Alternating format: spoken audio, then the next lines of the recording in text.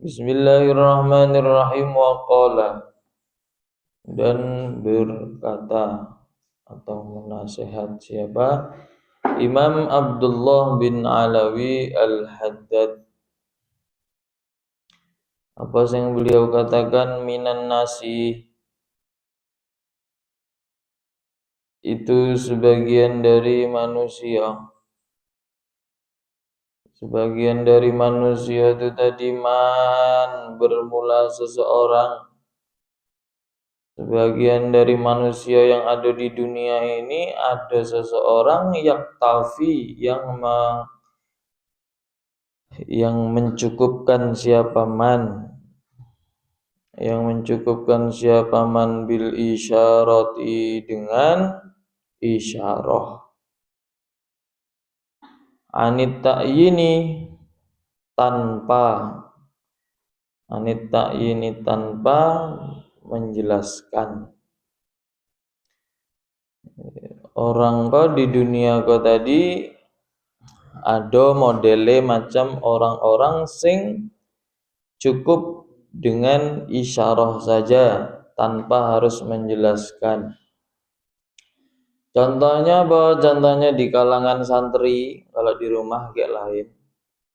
Di kalangan santri baik dulu. Di kalangan santri contohnya orang atau santri sing cukup dengan isyarah kau tadi. Contohnya ya kayak misal dalam waktu 5 waktu sholat. 5 waktu sholat kau tadi cukup di bel ring nyong aneng terusnya bersiap. Nah itulah golongan orang sing pertama, yaitu apa? Orang sing yaktafi bil isyarah anit ta'yin. Dia cukup dengan isyarah. Bel itu apa? Bel itu tidak bunyi apa-apa, termasuk kalam apa enggak. Namanya di pelajaran nahwumu tuh dibahas tuh kan, apakah bel itu termasuk kalam?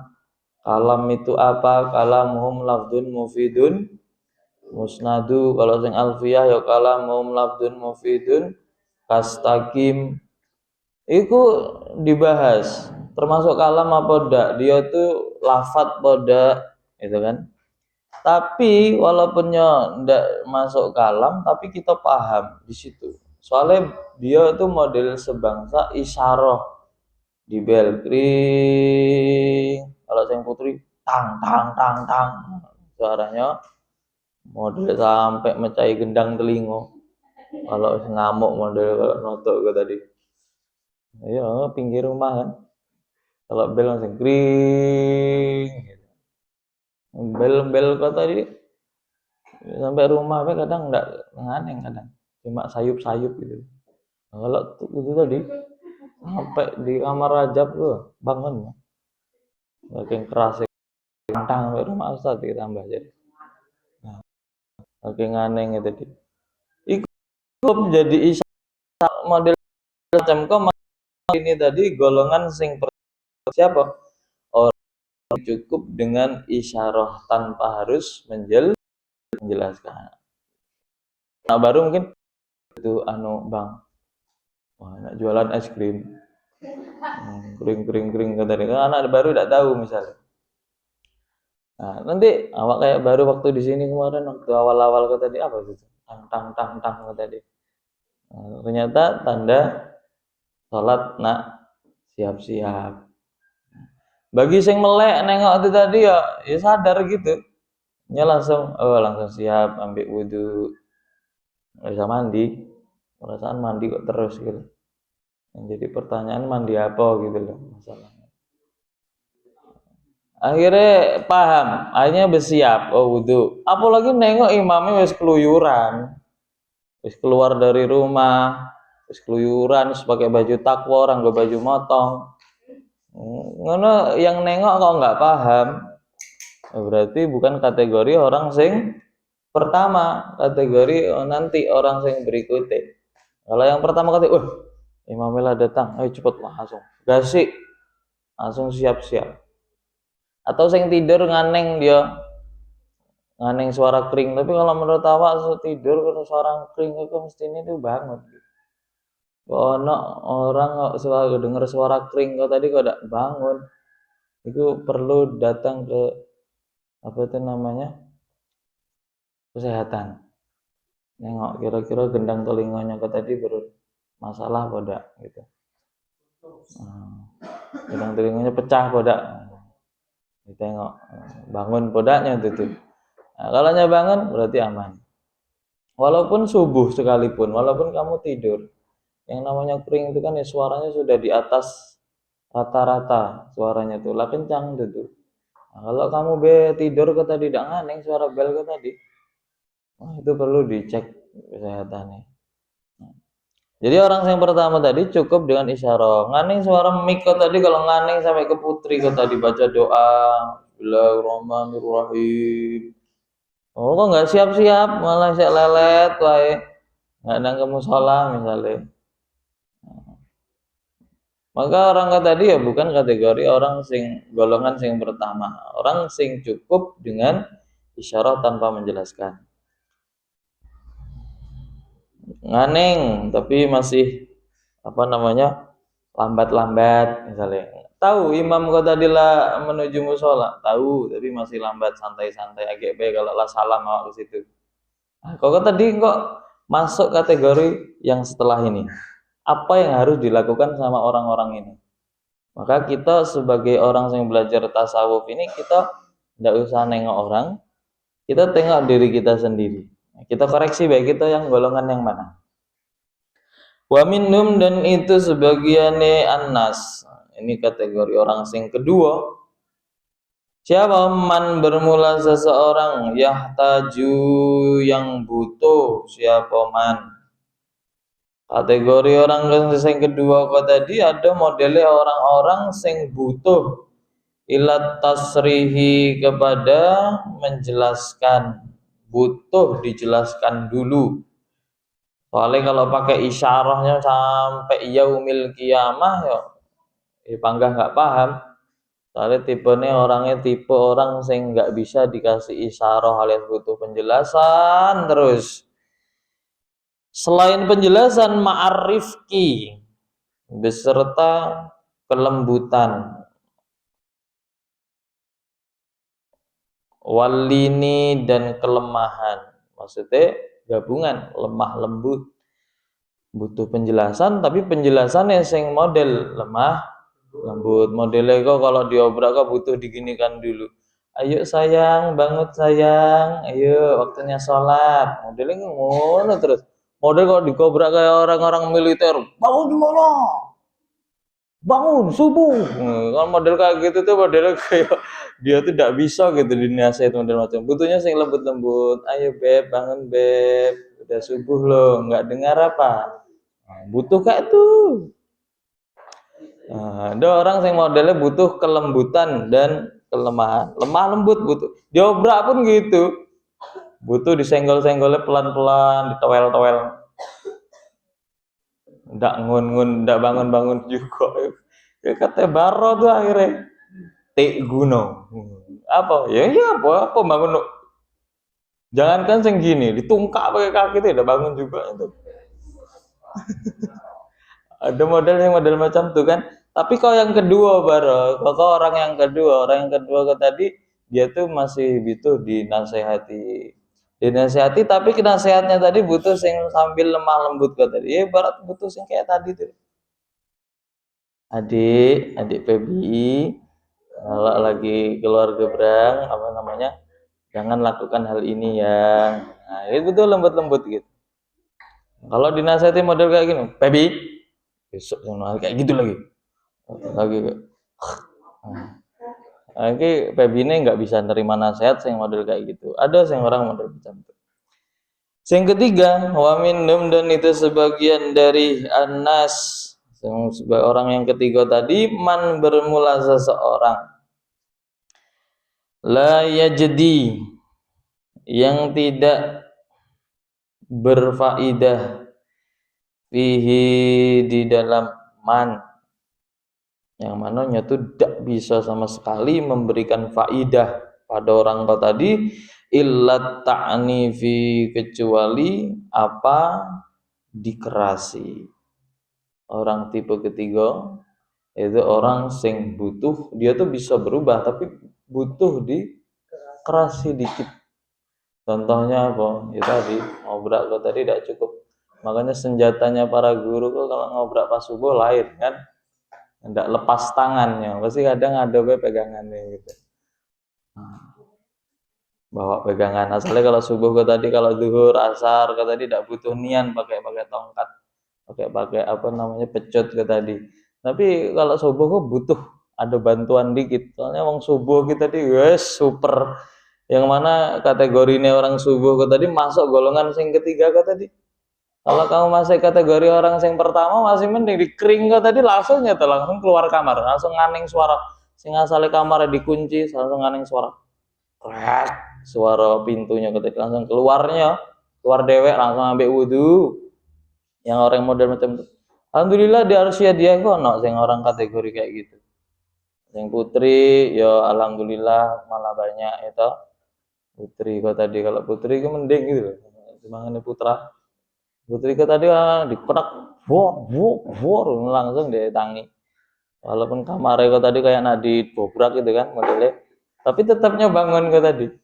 Ya langsung bangun, langsung ngombe wudhu gitu, ambil nenteng ember kecil. Itu pemandangan yang menurut saya itu indah sekali.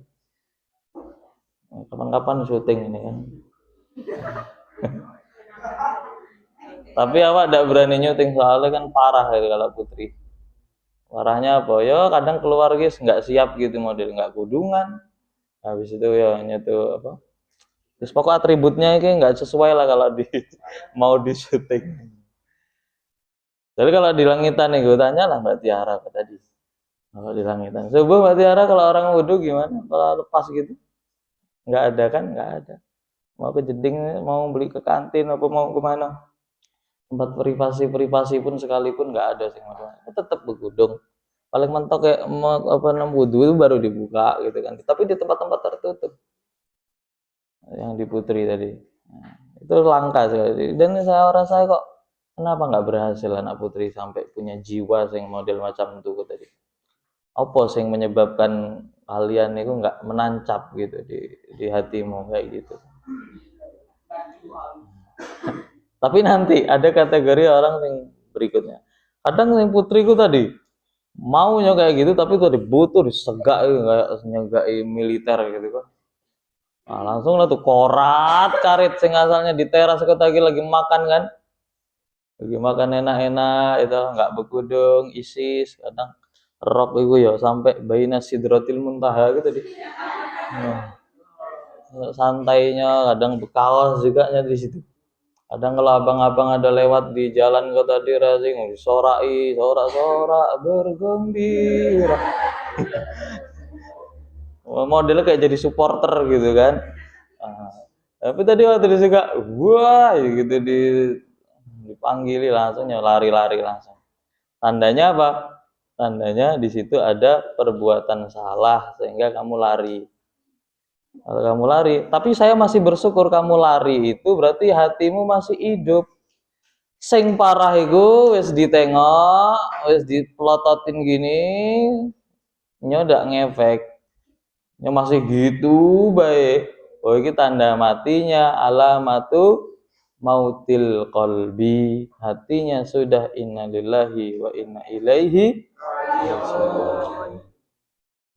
Kalau orang sing model kayak gini nanti di sini masuk kategori orang sing kategori yang keempat, orang terparah. Kalau di pondok kok sampai kamu punya titel yang keempat kok tadi, waduh bahaya gitu.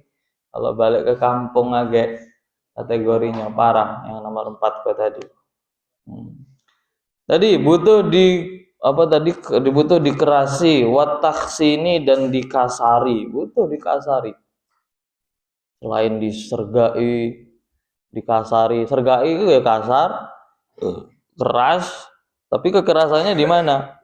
Mulai pakai apa tadi? Alat kok tadi, pecut. Sekali dibangun cuma tek tek tek tek tek. Wes lumayan dia langsung tangi, langsung lungguh, walaupun mengheningkan cipta dimulai. Walaupun sambil macam itu, tapi kan mendingnya masih ada kesadaran pingin bangun, berusaha bangun walaupun melawan untuknya bisa berdiri terus keluar dari kamar tuh rasanya berat gitu, berat meninggalkan kasure, apalagi bantale. Nah, iki. Nah, lagi yang wis ngobrai pertama, keliling pertama masih kayak gitu mending. Terus mutar lagi dari sana, oke balik situ ke kamar kita lagi malah parah, geletak lagi. Asalnya duduk kok tadi, baring lagi. Nah, lagi mulai agak dikit-dikit di sentil-sentil dulu. Ayo bangun subuh. Tengoklah nak terang kok tadi, tidak bangun. Nah, langsunglah berdiri. Berdiri pun tadi alasannya cuma menari sarung. Kadang tetok ngambil baju. Nyatanya pas ditinggal lagi, tengok-tengok, tidak ada, ngeletak lagi, apa baring lagi. Tapi ya kira tidak ada lah orang yang hadir ya di situ. Sing parah itu mana? Tidur lagi. Nah, akhirnya yang ketiga kali, nah, barulah gurunya tadi, wah ini nggak cukup kalau untuk kayak gini caranya. Langsung haming hot pas. Nah, barulah dimainkan pecut itu tadi. Tapi ya nengok-nengok juga yang dipecut bagian mana. Cari mecut itu bagian yang akeh dagingnya. Di mana? Nah, jangan sama yang tongkat sama tongkat, bahaya.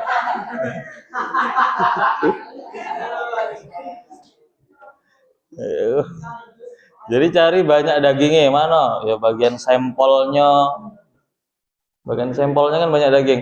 Kadang tuh yang susah ketemu anak gua tadi, tidak ada daging sama sekali. Akhirnya bingung, toko mana yang nak dia kau tadi. Bingung mikir kau tadi, mana kau daging tidak ada galak. Guys, bingung. Pakai jurus lain baik caranya, berarti tidak pakai ikut tadi. Nah, pakai air, akhirnya ciprat-ciprat dikit gitu, jadilah. Kalau di langitan Mbak Tiara, kalau Putri gimana Mbak bangun nih? Kalau di Putra aku Mbak, di tempat awal kalau ngobrai, itu jurusnya tongkat iya, semprotan ya, semprotan untuk mandi burung gua tadi. Oh, gede ke bawah kan. Aku dibawa lah tuh. Ya ngobrak subuh. Siapa sih ngobrak? Yang ngobrak itu kakak-kakak kelas yang ngelah musyawirin, kakak-kakak yang ngelah tamat tuh, dia kan masih di pondok. Hanya lah yang jadi pengurus tadi, yang ngobrak tadi. Bangun nih. Oh, bangun, bangun, bangun. Wah, wah, ora ngeram langitan lah subuh gitu. Bukan subuh. Mau diobrak itu tadi pas jam 4. Pas tadi bisa tahajud. Wah, itu mulai lah. Rotan-rotan itu bunyi keras-keras segala. Wak, wak, wak. Gitu model macam itu tadi masih ada baik saya apa namanya tidurnya itu susah dia ada bangun deh. Nah, akhirnya kalau ini tidak mempan, nah baru semprotnya main. Nah, langsung tembak. Cu cu cu cu cu. Cu cu cu. Kiri, kanan, terus tembak galak. Apalagi yang baris kayak ikan pindang itu. Itu langsung. Nengoknya kita sebut itu loh. Marem gitu nengoknya. Ada orang saya model gitu, tidak bangun-bangun juga. Awak jumpai orang model macam tuh. Soalnya awak ya jadi pengurus ya. Jadi bagian keamanan nih.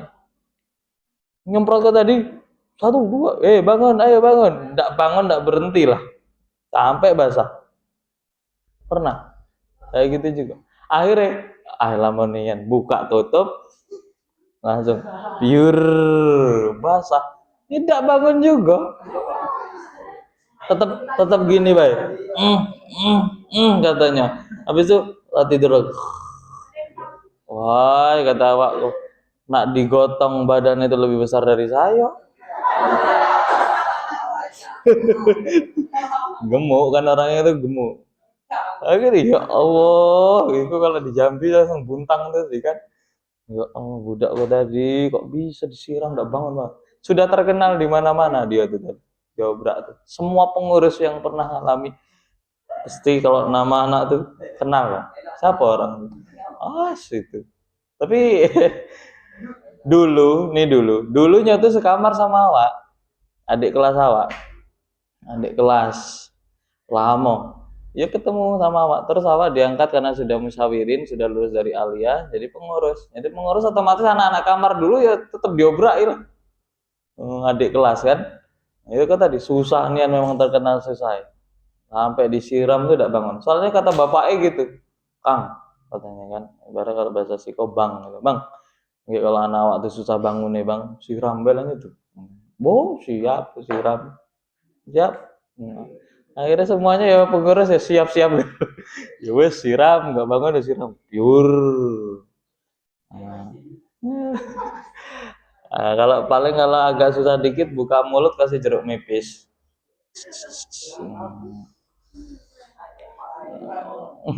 Nggak bangun juga tapi sama bayar waktu itu. Itu orang kategori orang yang butuh dikeras, tapi dia masih berangkat. Misal walaupun sambil mulutnya tuh cemang-cemong gitu kan. Ngambil praktek apa gimana? Actingnya itu. Mulut saya nggak terima gue. Ada suara-suara habis minum apa? Teh manis di siang hari yang dingin. Gitu kan. Alias apa? Wes diobrai, susah sambil keras. Tapi bergerak, dia tetap bergerak, ambil wudhu, tapi sambil memang mulutnya mencong kiri, mencong kanan, ke depan ke atas semunyung gitu.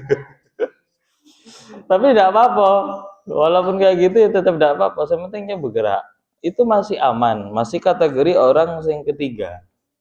Ya memang butuh kayak gitu, kayak mana lagi?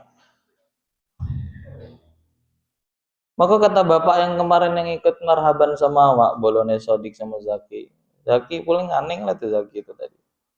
Yang bapak gue tadi cerita anak dia kan membahas tentang yang kelas 3 aliyah tadi tuh, bahas anak yang kelakuannya buruk tadi. Separah apa pendidikan di Indonesia sekarang.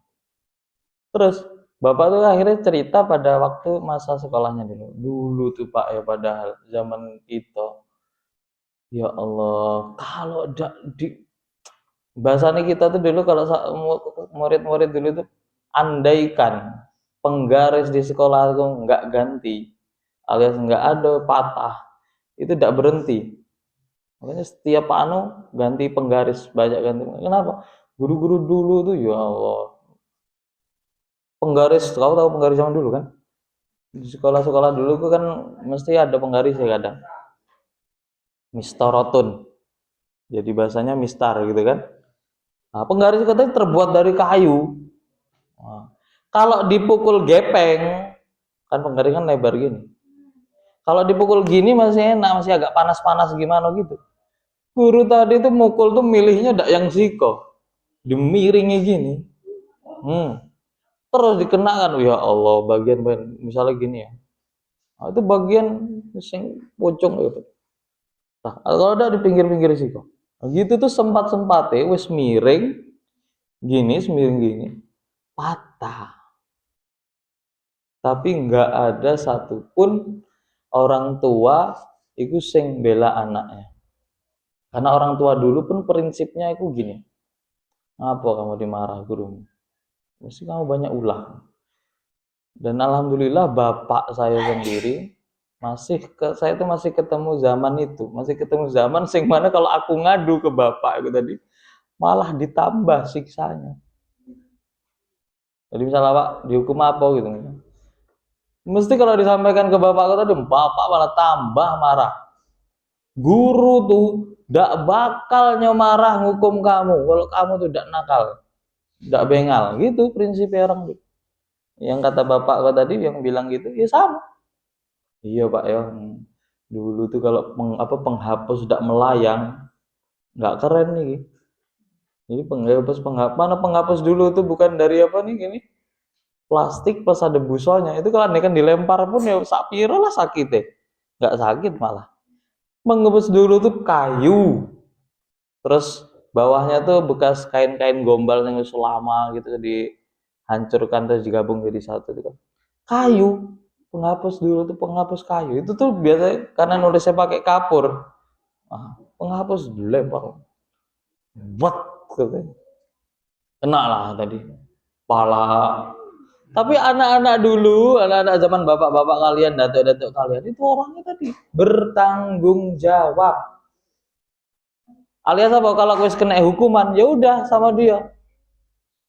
Nggak sampai ke orang tua, nggak. Nah, itulah bedanya.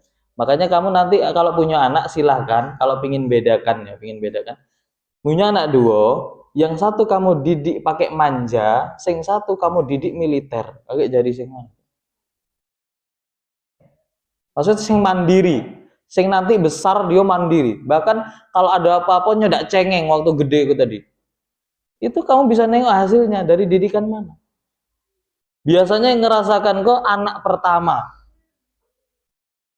Anak pertama ngerasakan militer, anak sing terakhir biasanya wis dapat manja-manjanya.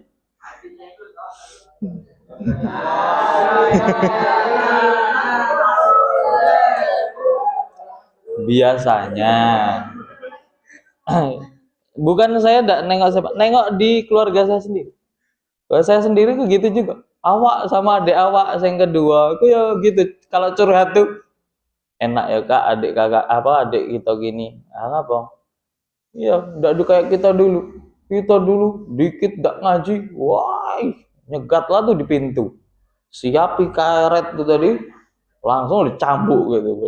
Balik-balik enggak ngaji, balik ke rumah, datang ke rumah langsung cambuk.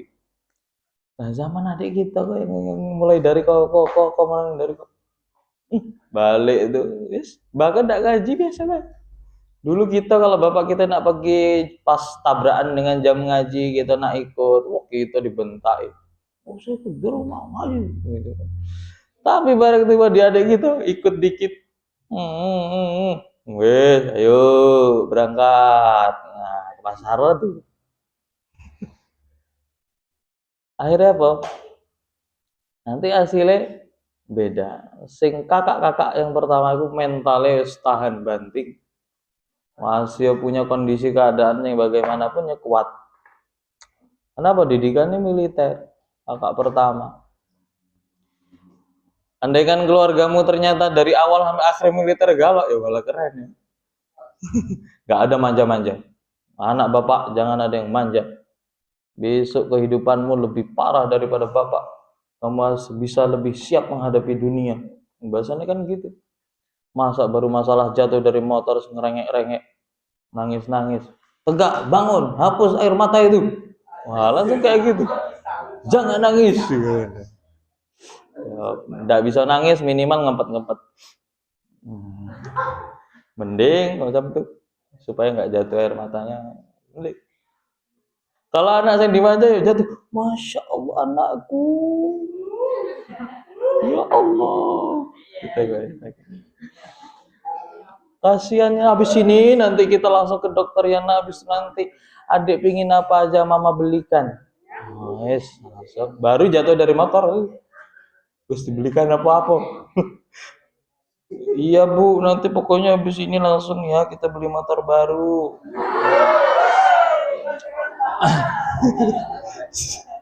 Soalnya motor adik kok tadi habis jatuh, tengok spionnya pecah, padahal spion bayi yang pecah. Ganti motor baru. Yesus. Ada nih. Lah iya makanya orang kaya kok tadi anaknya memang kadang kebawaan dari apa namanya? Kadang kalau orang tuanya nggak tegas, ya udah tadi hasilnya apa? Berhubung orang tuanya punya segalanya, manja. Kecuali kalau prinsip orang tuanya itu memang pingin didik anaknya, kayak yang pernah saya ceritakan. Walaupun orang tuanya kaya, tapi itu sama anaknya tuh militer banget. Dianggap anaknya tuh nggak punya apa-apa. Kamu tuh nggak punya apa-apa. Yang punya apa-apa tuh bapakmu. Dibilang gitu. Coba kamu sekarang beli apa? Sanggup apa kamu? Nggak bisa beli apa-apa. Kamu minta bapak kan? Walaupun bapak tuh bisa ngasih langsungnya, ya langsung cash baik. Tapi bapak nggak pingin kayak gitu. Pinginnya kamu menjadi orang sing mandiri. Aduh, sing model orang kaya, sing model macam itu ada juga. Ada sing orang kaya ya modelnya pingin apa nak? Nggak usah bingung, wis gampang. Tak belikan. Tiba pas orang tua nih nggak ada galau. Apa sing siap mentalnya anak lo tadi? Mentalnya nggak kuat akhirnya. Seakan-akan hidup itu nggak bisa kalau tanpa kedua orang tua. Padahal kita besok akan jatuh pada masanya kita hidup tanpa kedua orang tua. Siapa yang sanggup? Orang tua kita nggak sanggup menemani kita seumur hidup kita. Kadang ya pasti duluan orang tua sih nggak ada. Nah kamu sudah siap belum ditinggal kedua orang tua kau tadi? Sing masih punya dua orang tua ya bersyukur, tapi jangan apa semena-mena, jangan mentang-mentang masih ada kedua orang tua. Siapkan saja mentalmu sebelum orang tuamu tiada. Sing masih ada satu pihak, yang satunya sudah tiada, ya udah kamu manfaatkan, kamu maksimalkan kepada satu orang tua yang masih tersisa nih tadi. Sebelum satunya juga ikut meninggalkanmu selamanya. Nah, itu disiapkan mentalnya. Kalau tidak siap, wah ya susah. Apalagi kita hidup misalnya nggak punya siapa-siapa, paman, atau punya paman tapi paman kita pun ya sama kita ibarat nggak kurang peduli amat, ya kan? Dia pedulinya sama anak apa? Padahal kalau kedua orang tua sudah nggak ada, itu yang menduduki tempat orang tua adalah saudara dari ibu dan bapak, bisa paman, bisa bibi, yang menduduki kedudukan penggantinya, gitu kan? Tetapi kalau ternyata di hubungan keluarganya sendiri itu nggak harmonis, nah mau apa kita? Mau nggak mau kita harus menyiapkan mental tadi. Mentalmu sekuat apa sudah menghadapi dunia ini. Seakan-akan kalau masih ada kedua orang tuaku, dunia ini hanya seakan-akan masih permainan saja, masih gampang gitu. Nah, nanti tiba orang tua sudah nggak ada, nah, sudah susah. Jangan jadi orang yang ketiga ini, karena orang ketiga ini buat apa? Ngapa harus dikerasin gitu kan? Selagi bisa dengan cara yang lembut atau dengan isyarah, nggak usah jadi orang yang ketiga. Butuh dikerasi dulu baru mau berubah. Waman dan seseorang. Mana tadi? Ada tiga ya tadi. Ada tiga orang itu. Waman bermula seseorang lam yantafi. Ini orang yang keempat. Lam yantafi itu tidak mengambil manfaat siapa man. Biza dengan ini at-ta'nif wat takhshin. Kalau ada orang yang tidak cukup dengan ta'nif dan takhsin, wala bidzalika dan tidak dengan di sana ar-rifqi wallin. Orang yang keempat adalah orang sing gak bisa dilembut nggak mempan, dilemah lembuti itu nggak mempan. Yang kedua nggak mempan dikerasi plus dikasari, alias nggak ngefek galok. Maka ketahui orang yang model macam kau tadi, fahuwa maka bermulaman minasyayatini itu sebagian dari beberapa golongan setan. Makanya kalau ketemu orang kau tadi panggil bae, setan. Bukan manggil orang yang setan, nafsune itu loh parah sampai seakan-akan kayak setan. Jadi kadang guru itu marah, tapi marahnya bukan segi zahir, tapi dalam segi marahi nafsu tadi supaya nafsunya minggat. Kadang kan gitu. Kalau guru marah, kalau marahnya tuh zahir batin, mestinya sudah nggak lagi ketemu kamu lagi, sudah nggak mau ketemu kamu lagi. Tapi kalau nasihatnya kau tadi, marahnya tadi cuma sekedar pas itu, tapi setelahnya dia hubungannya ya biasa baik, masih nanyain kamu, maka ini hubungannya adalah apa? Marah dalam memarahi nafsunya. Kadang nafsu tuh gitu, butuh dibentai, nyok biar kabur. Setannya tadi butuh kabur juga. Seperti kisahnya Syekh Abdul Qadir yang di manaqib itu disebutkan Syekh Abdul Qadir Jailani pernah tiba-tiba didatangi iblis, tapi iblis nyaku menjadi Tuhan. Tiba-tiba ada cahaya terang turun atas bilang, ya Syekh Abdul Qadir Jailani, inni abahtu lakal muharramat, katanya. Apa? Syekh Abdul Qadir Jailani, saya adalah Tuhan, saya sudah segini, detik ini saya perbolehkan kamu untuk melakukan perkara yang diharamkan. Syekh Abdul Qadir Jalani langsung bentak pakai suara tinggi, ihsya ya lain, ihsya dibentak. Langsung setannya tadi kepirit-pirit, lari, langsung hilang. Apa kata Syekh Abdul Qadir Jalani? Allah tidak akan berubah. Yang diperintah tetap diperintah, yang dilarang tetap dilarang. Nggak bakal berubah. Akan tetap dalam pendirian itu. Karena Tuhan itu nggak mungkin mentang-mentang sudah menjadi kekasihnya Allah, wis dekat sama Allah terus dibolehkan. Ini yang haram-haram sekarang sudah dibolehkan. Kamu sudah dekat sama saya misalnya. Itu nggak berubah. Tetap Syekh Abdul Qadir Jalani imannya kuat. Setannya dibentak lari. Nafsu juga gitu, kadang butuh bentaan. Tapi kamu tadi kalau nafsu butuh bentaan, kamu masuk kategori orang sing ketiga tadi, butuh dikerasin. Barulah tuh. Walihaulai dan itu bagi terus ya, walihaulail arbaati dan itu bagi di sana empat golongan orang kau tadi. Amsalun bermula beberapa contoh minal bahaimi dari beberapa hewan. Empat orang kau tadi kalau diperumpamakan di hewan itu ada contohnya. Apa? Yang pertama famasalul awali maka bermula. Contohnya yang pertama yaitu orang yang cukup dengan isyarah tadi. Ikut contohnya masalud dabbati itu perumpamaan hewan al-mudhallalati yang dijinakkan. Al-mudhallalati yang dijinakkan, tastaghni yang tidak butuh apa ad-dabbah al-mudhallalah an antal jama dari bahwa mengikat atau menali siapa kamu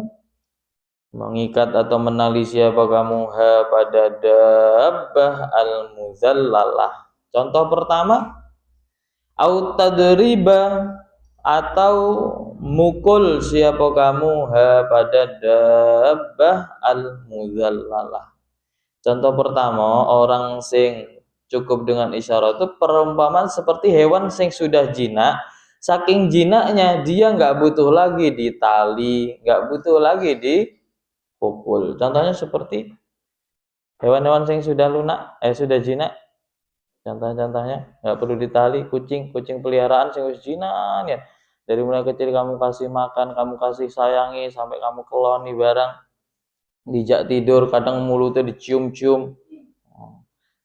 Soalnya kucing higienis yang di rumahan itu sing dia tuh kalau beol pun bisa paham beolnya tadi di mana tempatnya, nggak kayak kucing di Putri itu angger beol teras kayak beol lagi di kamar. Itu bukan kategori yang kok. Yang mau kategori yang pertama tuh kucing sing wis dijinakkan. Saking jinaknya nggak butuh digerai, nggak butuh ditali, nggak butuh dipukul. Beol langsung ke situ. Agak makan ada dewek. Makanya orang yang punya pun nyium. Soalnya nyium mulutnya. Soalnya dia nggak menjamah sesuatu sing kotor-kotor. Kalau kucing sing biasa keliaran di putra-putri, parah itu. Parahnya apa? Kadang ke rumah kau tadi masuk ke kamar mandi, minum apa? Minum air kloset katanya. Makanya kadang tuh jangan diciumin kucing kau tadi walaupun bentuknya lucu. Kadang mampir ke rumah tuh tadi mampir kloset, habis mampir kloset tadi minum, palanya sambil terjun gitu kan. Langsung gitu. Makanya jijik. Kadang dia habis makan bangkai tikus. Wah, habis kraus tikusnya tadi. Tiba-tiba yang kamu saking sayang kucing, wah diangkat lucunya. Kutek katanya. dicium-cium mulutnya kok tadi. Ya, kucingnya belum apa jenisnya, belum sikat gigi, belum kumur. Tuh. Tapi kalau kucing-kucing wes jinak bahkan dimandikan dia nggak lari, dimandikan kayak kucing-kucing anggora punya orang sing di rumahan sing wes jinak tuh semproti, disabuni, betul? Disampoin, wes bersih jadinya. Kalau kucing yang belum jinak itu wes. Nah orang sing pertama kalau dicontohkan seperti hewan itu sama seperti hewan sing wis jinak. Dia nggak butuh ditali. Kayak ada di apa namanya biasanya? Sirkus. Ya di sirkus biasanya apa? Di apa? Sirkus biasanya ada di bukan di apa namanya? Kayak di wisata-wisata gitu biasanya kan ada tempat. Kalau di luar negeri itu ada apa? Ikan paus orca itu nah. Yang ikan paus orca itu kan gitu juga. Dia harus terlatih, gak dilempari bola, dia punya atraksi, bus katanya langsung salto, push, nendang bolanya, atau disuruh melewati lingkaran di udara, agak ikannya melompat, wis langsung disuruh joget, bisa juga. Kadang ada yang paus orca bisa nyapa orang-orang, tangannya sambil gini-gini. Ada yang suruh nyemprotin air ke orang, bisa juga. Pokoknya diisyarah, dikasih isyarah sama sing bagian pelatih tadi. Nah, akhirnya penontonnya terhibur.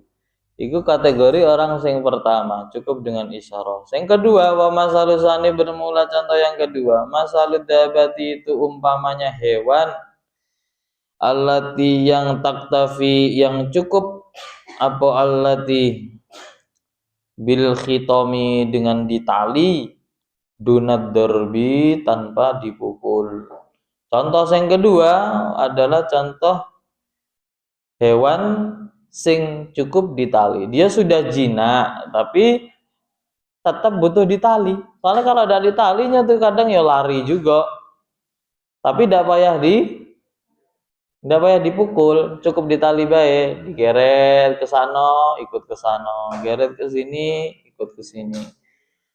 Aku masuk kategori hewan yang kedua, yaitu apa? Cukup ditali tanpa dipukul dia sudah nurut. Contoh orang tadi. Yang ketiga wa masalu salisi bermula perumpamaan yang ketiga, orang yang ketiga yang butuh dikasar ke tadi, masalud dabati itu umpamanya hewan alati yang in khotomta bukan ya, alati yang latas takimu yang tidak lurus jalani illa biddarbi kecuali dengan dipukul.